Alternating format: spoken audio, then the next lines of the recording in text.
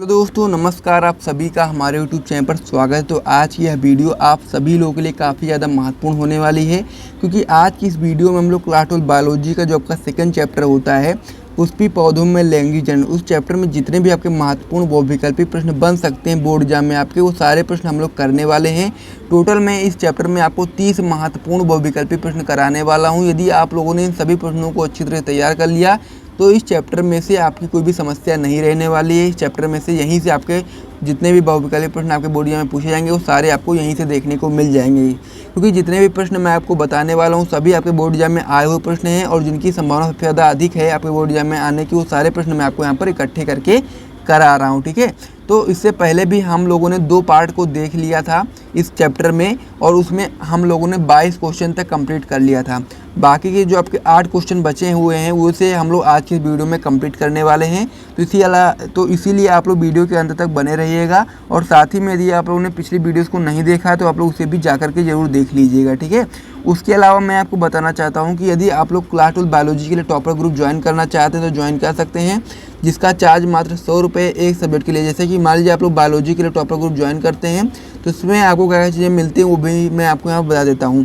तो इसमें आपको मिलेगी क्लास 12 बायोलॉजी के ऑल चैप्टर्स की नोट्स। यदि आप लोग बायोलॉजी का लेंगे तो आपको बायोलॉजी का मिलेगा, यदि आप लोग केमिस्ट्री का लेंगे तो केमिस्ट्री का मिलेगा, यदि आप लोग फिजिक्स का लेंगे तो आपको फिजिक्स को मिलेगा। ठीक है, तो यदि आप लोग बायोलॉजी के मान लीजिए ज्वाइन करते हैं तो इसमें आपको मिल जाएगा क्लास 12 बायोलॉजी के ऑल चैप्टर्स का नोट्स और साथ ही में इंपॉर्टेंट क्वेश्चन आंसर, जो कि सभी चीज़ें जो आपकी होने वाली हैं वो आपकी हैंड रिटन होने वाली इस प्रकार से। ठीक है, तो ये सारी चीज़ें आपको टॉपर ग्रुप के अंतर्गत देखने को मिल जाएगी। तो जिसको भी ज्वाइन करना है वो लोग ज्वाइन कर सकते हैं, मात्र 100 रुपये चार्ज है। आप लोग कैसे ज्वाइन करोगे, डिस्क्रिप्शन बॉक्स में आपको मेरा व्हाट्सएप नंबर मिल जाएगा, आप मुझसे कांटेक्ट करके वहाँ से ज्वाइन कर सकते हो। यदि आपको वहाँ पर कोई भी समस्या होती है तो आप लोग यहाँ पर नंबर बता रहा हूँ, इस पर आप लोग कांटेक्ट कर सकते हो। ये आपका व्हाट्सएप नंबर है, इस पर आप लोग कांटेक्ट करेंगे और आप लोग ज्वाइन करना चाहते हैं तो ज्वाइन कर सकते हैं इस पर आप लोग कांटेक्ट करके। ठीक है, क्या नंबर है आपका 97 93 44 00 81। इस पर आप लोग को कांटेक्ट करना है और जानकारी प्राप्त करनी है और साथ ही में टॉपर ग्रुप को ज्वाइन कर लेना है। तो चलिए अब हम वीडियो की बात कर लेते हैं। तो क्लास 12 बायोलॉजी में जो हमारा सेकंड चैप्टर था पुष्पी पौधों में लैंगिक जनन, उसके हम लोग महत्वपूर्ण बहुविकल्पी प्रश्न कर रहे थे, जिसमें ऑलरेडी हम लोगों ने 22 प्रश्नों को कर लिया था और बाकी जो प्रश्न बचे हुए थे वो सारे आज की इस वीडियो में हम लोग कंप्लीट करने वाले हैं।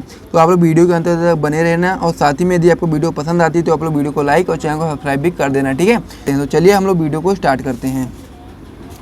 तो हम लोग 22 क्वेश्चन पहले ही कर चुके हैं, अब हम लोग इसमें 23वें क्वेश्चन से स्टार्ट करने वाले हैं। तो इसमें जो आपका 23वां क्वेश्चन है वो आपका है कि परागकोश का सबसे भीतरी स्तर टेपिटम का कार्य क्या है। यानी कि ये चीज़ आपको यहाँ पर ध्यान देना है कि जो परागकोश होता है उसका जो सबसे भीतरी स्तर होता है उसे हम लोग टेपिटम बोलते हैं और उस टेपिटम का क्या कार्य होता है उसको हम लोग को समझना है। पहला पॉइंट इसमें दिया गया है परागकण के पोषण में सहायक, दूसरा पॉइंट इसमें दिया गया है स्फुटन में, तीसरा पॉइंट इसमें दिया गया सुरक्षा में, या फिर चौथा पॉइंट इसमें दिया गया इनमें से कोई नहीं। ठीक है, तो जो परागकोश का जो भीतरी परत होता है टेपिटम, उसका जो मुख्य कार्य होता है वो आपका होता है परागकण के पोषण में। यानी कि पराग जो कण होता है, जो विकसित हो रहा परागकण होता है, उसको पोषण प्रदान करने का कार्य करता है आपका टेपिटम। ठीक है, तो इसीलिए इसमें आपको जो पहला ऑप्शन हो जाता है परागकण के पोषण में सहायक, ये आपका सही ऑप्शन हो जाता है। तो इसे आप लोग अपनी कॉपी में टिक लगा लीजिए, फिर हम लोग अगले क्वेश्चन की ओर बढ़ते हैं। इसमें आपका अगला क्वेश्चन दिया गया है क्वेश्चन नंबर 24, जो कि आपका हो जाता है संतरे में बहुभूरता का खोज किया। यानी कि हम लोग को बताना है कि जो संतरा होता है उसमें बहुभूरता की खोज किस वैज्ञानिक ने की थी। नीचे आपके 4 ऑप्शन नाम दिए गए हैं। यहाँ पर पहला ऑप्शन इसमें दिया गया है महेश्वरी ने, दूसरा ऑप्शन इसमें दिया गया है थियोफ्रेट्स ने, तीसरा ऑप्शन इसमें दिया गया आपका वाटसन ने, या फिर चौथा ऑप्शन इसमें दिया गया ल्यूवेनहॉक ने। ठीक है, तो जो संतरे में बहुभूरता है उसकी खोज की थी ल्यूवेनहॉक ने, तो इसीलिए आप लोग चौथे वाले ऑप्शन पर सही टिक लगा देना। फिर हम लोग अगले क्वेश्चन की ओर बढ़ते हैं। इसमें जो आपका क्वेश्चन नंबर 25 है, जो आपका हो जाता है किसी परागकोश की लघु बीजाणुधानी की बाह्यतम वह सबसे भीतरी परत क्रमशः होगी। तो हम लोग को बताना है कि जो परागकोश होता है उसकी जो लघु बीजाणुधानी होती है, ठीक है, उसकी जो सबसे बाहरी परत और सबसे भीतरी परत कौन सी होती है। पहला ऑप्शन में दिया गया है एंडोडथीसियम और साथ ही में टेपिटम, यानी कि एंडोथीसियम और साथ में टेपिटम। दूसरा ऑप्शन में दिया गया एपिडमिस व एंडोडमिस। ठीक है, तीसरा ऑप्शन इसमें दिया गया एपिडमिस, व मध्य परतें। चौथा ऑप्शन में दिया गया एपिडर्मिस व टेपिटम। ठीक है, तो अभी मैंने यहाँ पर क्वेश्चन में बताया था कि परागकोश का जो सबसे भीतरी परत होती है वो क्या थी, टेपिटम थी। ठीक है, तो भीतरी तो आप लोग यहाँ से समझ ही गए होंगे।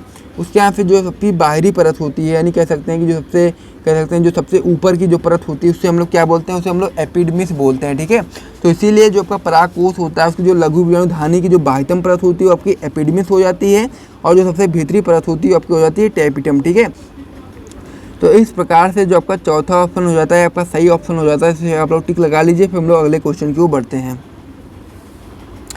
अगला क्वेश्चन में दिया गया है कि अंड समुच्चय के निर्माण में सहायक है। पहला ऑप्शन में दिया गया अंड, दूसरा ऑप्शन में दिया गया अंड व सहायक कोशिकाएं, और तीसरा ऑप्शन में दिया गया आपका अंड व प्रतिमुख कोशिकाएं, और चौथा में दिया गया सहायक व प्रतिमुख कोशिकाएं। ठीक है, तो इसको अगर आपको बहुत ही अच्छे तरीके से समझना है तो फिगर के माध्यम से मैं आपको यहाँ पर समझा देता हूँ।